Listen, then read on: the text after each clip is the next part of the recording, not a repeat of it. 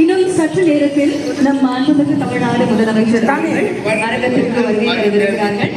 நேர்களுக்கு ஒரு வேண்டுகோள், பார்வையாளர்களுக்கு ஒரு வேண்டுகோள். அன்பின் மிகுதியான பல்லாயிரக்கணக்கான மக்கள் இங்க கூடியிருக்கீங்க.